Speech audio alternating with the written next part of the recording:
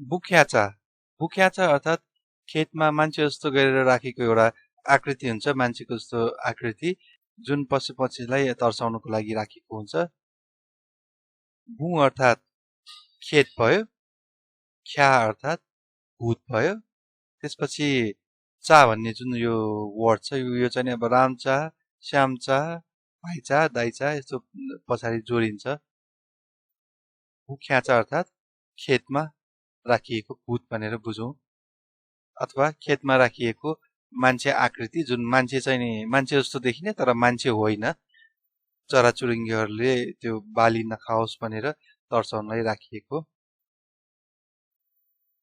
यो तपाईहरुको डिभाइसमा यो फन्टको साइज कस्तो छ कमेन्ट गर्नु होला है।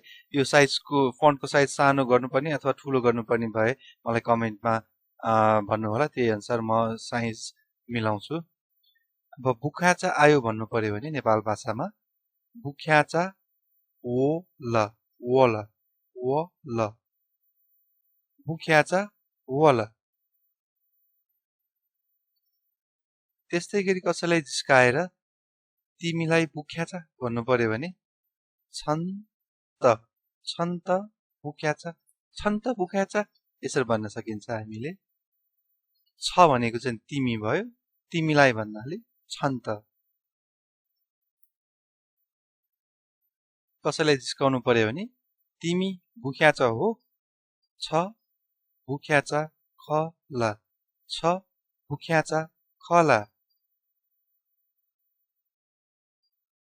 तिमी बुख्याचा जस्तो छ, छ बुख्याचा थे चो चो, छ बुख्याचा थे चो जस्तो छ भन्नु पर्यो भने थे चो। छ अर्थात् तिमी। अब तपाई भन्नु पर्यो भनेदेखि चाहिँ नि छि छि। तिमीहरू भन्नु पर्यो भने चाहिँ नि छिपी छि पी पी छिपी। त्यस्तै तपाईहरू अथवा हजुरहरू भन्नु पर्यो भने छिकपी छिकपी छिकपी। त्यस्तै गरी यसमा स्लाइटली चेन्ज गर्नु पर्यो भने तिमी बुख्याचा भन्ठानेको भन्नु पर्यो भने छ बुख्याचा ध या धया चोनौ चोनौ, छ बुख्याचा धया चोनौ। यसको अर्थ चाहिँ फेरि अर्को पनि लाग्छ है। छ बुख्याचा धया चोनौ भन्नुको अर्थ चाहिँ नि तिमी बुख्याचा भनिराखेको भन्ने पनि सेन्स जान्छ, तर अब यो सिचुएसन अनुसार चाहिँ अलिक फरक हुन्छ, त्यसलाई अलि सिचुएसन अनुसार बुझ्नुपर्छ हामीले।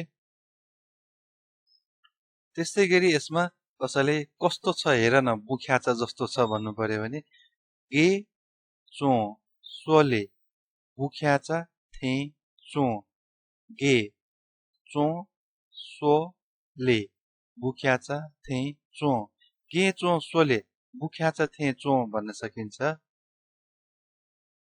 त्यस्तै अर्को रमाइलो सेन्टेन्स एउटा छ, तिम्रो बिएफ बुख्याचा जस्तो छ, छिम बिएफ बुख्याचा थे चो, छिम बिएफ बुख्याचा थे चो।